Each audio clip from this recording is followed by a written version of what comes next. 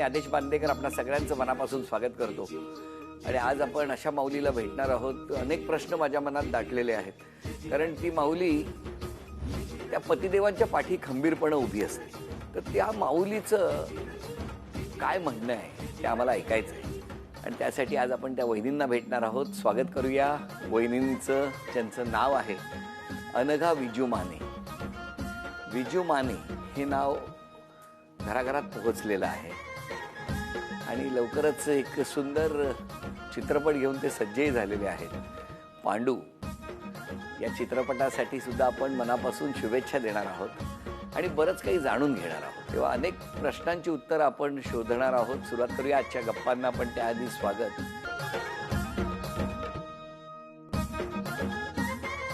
बरं, घ्या उखाणा. आदेश भाऊजींच्या साक्षीने करायला आलंय पांडूचं प्रमोशन. विजूंचं नाव घेते विथ लॉट्स ऑफ इमोशन. काय सांगताय काय? बरं, आता विजू बघा कसा उखाणा घेतला. सबंध महाराष्ट्रात धुमाकूळ घालतोय पांडू. सबंध महाराष्ट्रात धुमाकूळ घालतोय पांडू. होम मिनिस्टर मध्ये नाव घेतो अनुगा, विनाकारण नको ना भांडू. बरं, ते आधी ओळख करून सगळ्यांची. या माझ्या सासूबाई. नमस्कार आई. ही आमची मुलगी गोजिरी. हॅलो. ही माझी आई. नमस्कार. माझे बाबा. नमस्कार. ती माझी बहीण. नमस्कार. बहिणीचे मिस्टर पुष्कर आणि त्यांची मुलगी स्पृहा. हो हो हो. अरे वा, सगळ्या कुटुंबाला नमस्कार. पण मग तुमचं माहेर कुठलं? ठाण्यातलं. ठाण्यात कुठे? वृंदावन सोसायटी. बालपण सगळं तिथेच गेलं? तिथलंच. हो, ठाण्यातलंच. मग लहानपणी तुम्ही किती जण होते घरात? 4. आई, बाबा, मी आणि ताई. आई बाबा काय करायचे? बाबा रेल्वेत होते कामाला आणि आई गृहिणी. सगळं बालपण एकदम छान आनंदात, हो हो, मजेत गेलं. मजेत. हो ना. येस. विजू, तुमचं बालपण? हो, माझं बालपण ठाण्यातच वागळे स्टेट भागात शिवाजीनगर नावाचा एरिया आहे. तिथे माझं बालपण गेलं. तिथेच पडवळनगरला पडवळ विद्यालय नावाची एक शाळा आहे, तिथेच शिक्षण झालं. तुमचं किती जणांचं कुटुंब? माझं मी, माझी आई आणि माझी सावत्र आई असं तिघांचंच कुटुंब. कारण म्हणजे मी आईच्या पोटात असतानाच वडील गेले होते. बरं बरं. त्यामुळे तुमचं असं तिघांचं कुटुंब. तिघांचं कुटुंब. बालपण एकदम मस्त. आईची मेहनत? हो, आईची खूप मेहनत, आईची अपरिमित मेहनत असं म्हणू. दोन्ही आईंची अपरिमित मेहनत होती आणि त्यांनी जसं वाढवलं त्याच्यामुळेच पुढे झालंय जे काही झालंय ते. लहानपणी साधारणतः कष्ट करायला सुरुवात कितव्या वर्षी झाली? मला कळायच्या वयापासूनच मी कष्ट करत होतो. म्हणजे आम्ही एका घर चालवण्यासाठी एका कंपनीचं घरी काम करायचो आणि ती ओझी म्हणजे एक 4-5 किलोमीटरवरती कंपनी होती. मग मी आणि आई दोघंही, मी छोटंसं ओझं, आई मोठं ओझं, असं घेऊन तिथे जायचो. शाळेचे कपडे घालून जायचो आणि त्या कंपनीत ठेवून मग त्या कंपनीतून धावत पुन्हा शाळेत जायचो. आणि 12व्या वर्षापासून तर मीच स्वतः घर सांभाळायला घेतलं. जबाबदारी लवकर आली खूपच. त्यामुळे खेळ मस्ती नाही फार नशिबाला आलं. म्हणजे आई असं मला काम करायला लागायचंच ना, कारण पोट कसं भरणार आता. आणि मग त्यातल्या त्यात 1 तास मिळायचा बरोबर 5 ते 6 समजा असा वेळ द्यायची आई खेळायला. पण मग 6-5 झाले तरी घरी तडी पडणार. त्यामुळे तेवढाच वेळ खेळून परत घरी यायचं वगैरे असं ती कामं करायची सगळी. कारण गरज होती ती परिस्थितीची. तुमच्याकडे कसं होतं? म्हणजे त्यांनी जसं सांगितलं की खूप कष्ट सुरुवातीपासून सुरू झाले. कष्टाचं वातावरण असं नव्हतं. म्हणजे बाबांनी खूप कष्ट केलेत आमच्या दोघींसाठी, पण आमचं बालपण छान होतं, आनंदात होतं, मजेत होतं. पण मग तुम्ही ठाण्यामध्ये? ठाण्यात. हेही ठाण्यामध्ये. मग कसं काय, म्हणजे ओळख कधीची काय? कॉलेजमध्ये असताना ओळख झाली. BN बांदोडकर ठाणा कॉलेज. अच्छा, बांदोडकर कॉलेजला तुम्ही? हो हो. म्हणजे मी शिकत होते, ते एकांकिका शिकवत होते. हा, एक्झॅक्टली. ते एकांकिका डिरेक्ट करण्यासाठी आले होते. हो का? तिथे आमची ओळख झाली. कुठली होती एकांकिका? कॉन संग बांदेडोर नावाची एकांकिका. छान होतं नाव पण. म्हणजे ऍक्च्युली त्याच्यात पण मी, माझ्या मैत्रिणींनी हट्ट केला की चल ना आपण बघूयात काय असतं, म्हणून मी गेले होते. मी मॉब मध्ये होते, माझा काही रोल वगैरे पण नव्हता एकांकिकेमध्ये, पण आमची तेव्हा ओळख झाली. पण त्यांच्याकडे ती कला पहिल्यापासून आहे का, की अचूक हिरा शोधून काढायचा? एखादं टॅलेंट असतं ते असं गर्दीतनं निवडायचं वगैरे असं तेव्हा? ऍक्च्युली आता माझ्याकडे असं म्हणा, कारण मी शोधलंय त्यांना. अरे इकडे उलटच आहे. पण मला सांगा की ज्या वेळेला तुम्ही तिथे गेला, हो हो, मग गेल्यानंतर काय, म्हणजे पहिल्यांदा जेव्हा सरांना बघितलं म्हणजे मी सरच म्हणायचं त्यांना. हो ना. हो. पण मग त्यावेळेला काय, म्हणजे कसं वाटलं होतं काय त्यांच्याकडे बघून? पहिल्यांदा बघितलं तेव्हा काहीच नाही वाटलं मला. पण जेव्हा ते बोलायला लागले ना तेव्हा त्याचं बघतच राहिले मी त्यांच्याकडे की किती छान बोलतात हे.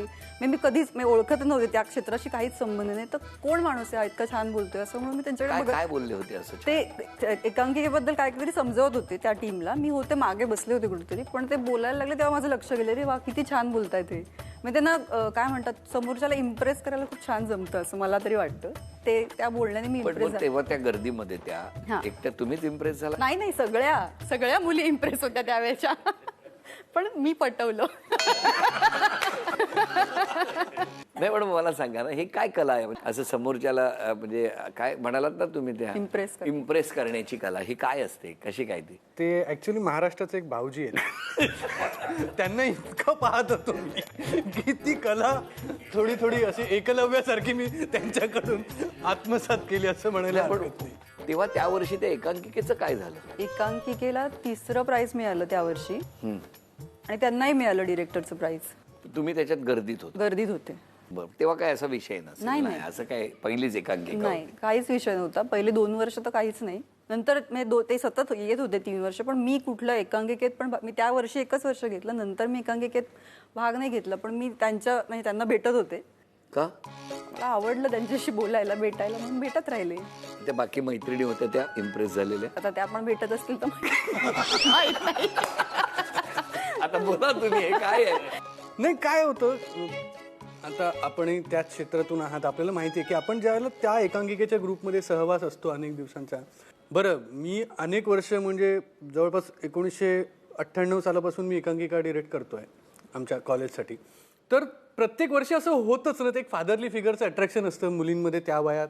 त्यामुळे कुणी ना कुणी असं इन्क्लाइन होणं हे अगदीच शक्य असतं. आणि मलाही तसंच वाटलं की हे तसंच आहे. तर मी तिला समजून सांगितलं की असं नसतं, ते असं वाटू शकतं थोडंसं, पण असं नसतं, असं मी तिला पण समजून. असं त्या कालावधीत किती वर्ष एकांकिका डिरेक्ट करत होता? मी आता 98 सालापासून जवळपास 2005 पर्यंत करत होतो. 7 वर्ष मी करत 7 होतो. वर्ष. मग 7 वर्षात किती जणींना असं समजवायची वेळ आली? तुम्ही फारच उघडं करताय. अरे नाही, मी जनरल विचारलं कसं काय, म्हणजे सुरुवात कशी झाली ती? हा, असतात म्हणजे दर वेळेला कुठली ना कुठली मुलगी असं तिला वाटायचं की आपण एकदम हाच तो. तर आणि मग मला असं सांगायला लागायचं की अरे तसं नाही, आपण एकत्र आलोय म्हणून तुला आत्ता असं वाटतंय, तू आणखी कुठल्या तरी मुलाच्या सहवासात गेलीस की तुला तो सुद्धा आवडेल. बरोबर आहे. तर तू स्वतःला थोडासा वेळ दे, विचार कर की हे असं नसतं, असं सांगायचो. हिलाही तसंच सांगितलं. हिच्या आधी जवळपास काही मुलींना सांगितलं मी की असं. बरं, मला सांगा, हे सगळं जे काही होतं, मग तरी सुद्धा तुम्ही पाठपुरावा कसा केला हो? माहित नाही, म्हणजे होत गेलं, ते जे काय होतं ते आपोआपच होत गेलं. म्हणजे आम्ही बोलत होतो सतत, फोनवर पण बोलणं व्हायचं, ते कॉलेजला यायचं त्यामुळे भेटी पण व्हायच्या. तर त्यांना मे बी वाटलं असेल की नाही बाबा, तिला तसं नाही वाटत, अजून काहीतरी जास्तीचं वाटतंय, म्हणून मग ते झालं कंटिन्यू जे काय होतं. आणि मग फायनली होकार कधी आला मग? त्यांना होकार द्यायला 2 वर्ष लागली. अच्छा. आणि मग काही प्रॉब्लेम नाही कधी? नाही, मग पुढचं घरी थोडासा घरी प्रॉब्लेम. एकांकिका सुरू झाली? हो. आता लग्नाला किती वर्ष झाली? 12 झाली. 12 झाली. 12 वर्षामध्ये आपलं हे सगळं अनिश्चिततेचं क्षेत्र कशी साथ दिली या माऊलीनं? करेक्ट शब्द वापरलाय, माऊलीच आहे. म्हणजे या क्षेत्रात काम करत असताना एकतर मी खूप वर्कहॉलिक आहे असं लोक म्हणतात. मला खूप आवडतं काम करायला. म्हणजे मी हे क्षेत्र निवडलं नाही, मला या क्षेत्राने निवडलंय कदाचित माझी ती हे पाहून. आणि मला सतत बिझी राहायला आवडतं. काहीच काम नसेल तर मी लिखाण करत बसतो, जे सुचेल ते लिहितो. कधीतरी कामाला येईल याने देवाने नशिबाने लिहिता हात दिलाय.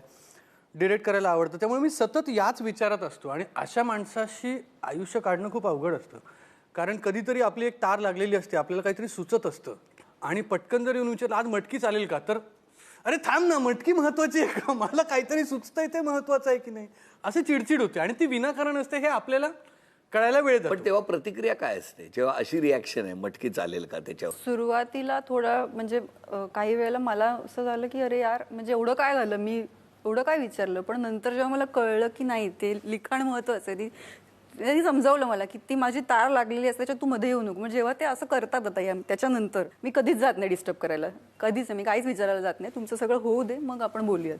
आणि घरी येण्याची अनिश्चितता, कुठलंच काही ठरलेलं नसतं. म्हणजे अगदी इन्कमपासून ते घरातलं सगळं. म्हणजे जो काय माझा संसार सुरू आहे छान, त्याचं 100% क्रेडिट तिला जातं.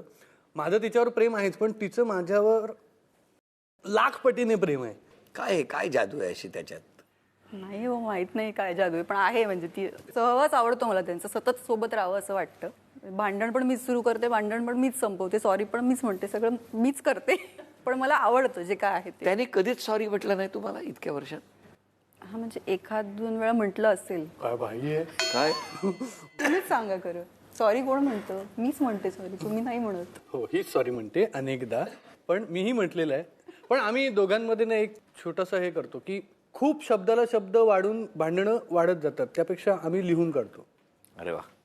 जे काय वाटतं ते लिहून काढतो. मी हिच्या हातात देतो, ती माझ्या हातात देते, ते आम्ही वाचतो. कारण शब्दाला शब्द लागला की भांडण वाढतच जाणार. ते जास्ती तापट आहेत माझ्यापेक्षा. म्हणजे जर मी चिडले तर समोरचा माणूस शांत बसेल, पण तसं नाही. मी चिडले की ते डबल चिडतात, मग ते भांडण वाढतंच. त्यापेक्षा मग मी शांत बसते, तुम्ही ओरडा, असं आहे ते. किंवा मग मी ओरडते, ते थोडा वेळ शांत बसतात, नंतर म्हणतात जाऊ दे, मी झोपतो, तुझं चालू दे. मग अशा वेळेला आजपासून त्यांनी समजा एक बदल करायचा ठरवलाच, तर कुठला बदल केलेला तुम्हाला आवडेल? मला असं वाटतं की त्यांनी थोडासा वेळ काढायला पाहिजे आमच्या मुलीसाठी, म्हणजे गोजिरीसाठी. कारण ते खूप बिझी असतात, मला सगळंच मान्य आहे, पण माझ्यासाठी वेळ काढली नंतरची गोष्ट आहे. गोजिरीसाठी त्यांनी थोडासा वेळ काढावा असं मला वाटतं. काय बाबा तुमचं काय म्हणणं आहे? या एवढी एक छोटीशी अपेक्षा आहे. हो, मी मान्य करतो आणि मी 100% प्रयत्न करणार. तिला जसं अपेक्षा आहे तिची, ती पूर्ण करणार मी. मग एवढं झालं तर रागावरती हो, कंट्रोल? अगदी अगदी. हा, येस, बघा, प्रॉमिस प्रॉमिस. बरं, मला तुम्हाला विचारायचंय, जसं त्यांनी सांगितलं, त्यांनी त्यांच्या स्वभावात कुठला बदल एक केलेला तुम्हाला आवडणार आहे?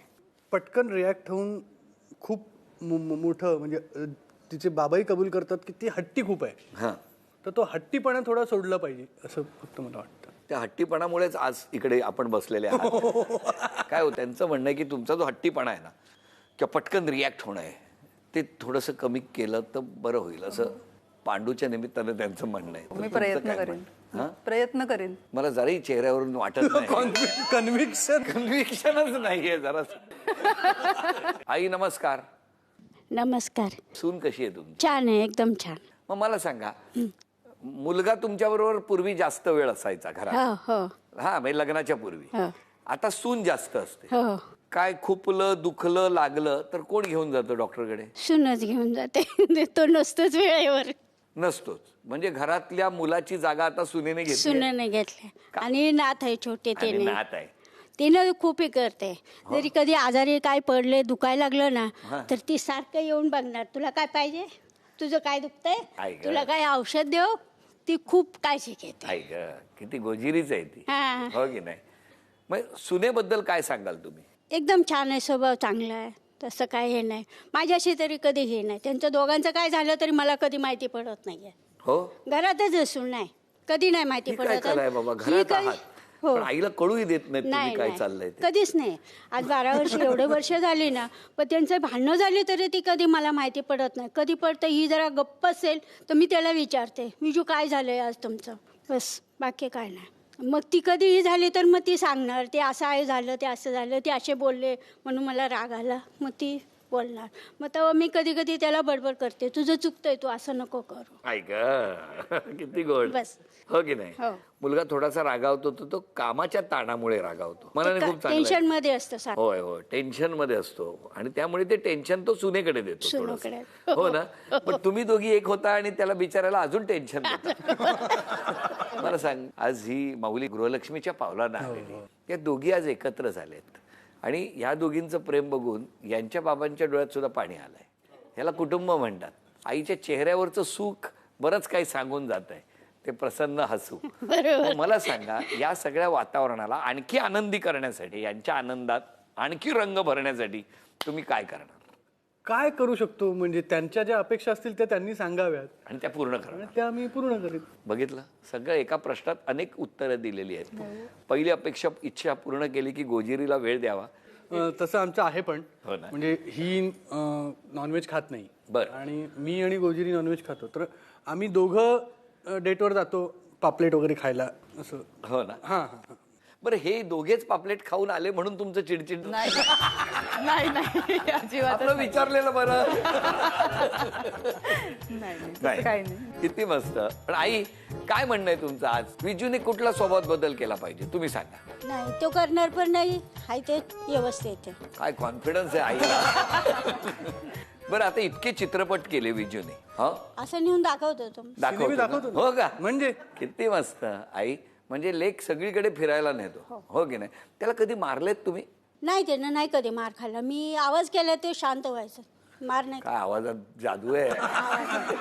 आणि 10वी पर्यंत हे होतं, त्या 10वी पर्यंत तो काय सांगल तेही करायचं. म्हणजे त्यानं कधी हट्ट जिद्द कधी नाही कधी नाही, पण मेहनत खूप केली. मेहनत केली. हो की? माझ्या बरोबर त्यानं पण खूप मेहनत केली. त्याला बाहेरचा खेळ नाही मिळाला. ते आता त्यानं सांगितलं जसं की 1 तासात 5 मिनिटं लेट झाला दारातनच बोलणार, आई आज जरा उशीर झाला, उद्या मी लवकर येणार. बस त्याच्यामुळे बोलण्याचा प्रश्नच नव्हता. पण हे तंत्र तुम्ही बायको बरोबर का नाही वापरत? दरवाजातच उभे राहून आजचं चुकलंय उद्यापासून नाही चुकणार. पण एका वाक्याने केवढे प्रॉब्लेम सॉल्व्ह होतील. हे मी बोलतो पण मग दुसरं, साधारण घरी येताना वातावरण गरम आहे किंवा इथे राग आलाय, वेगवेगळे प्रकार असतात, तर कसं कळतं, कसं ती व्हायब्रेशन पोचतात कशी त्या? फोन येतो ना, हा. किती वाजता येणार आहे ह्या 3 शब्दांसाठी, तर त्या फोनच्या टोन वरून आपण समजून घ्यायचं. किती वाजता येणार आहे, नॉर्मल आहे. किती वाजता येणार, प्रॉब्लेम आहे. मग आपण तशा कॅल्क्युलेशननी घरी जायचं.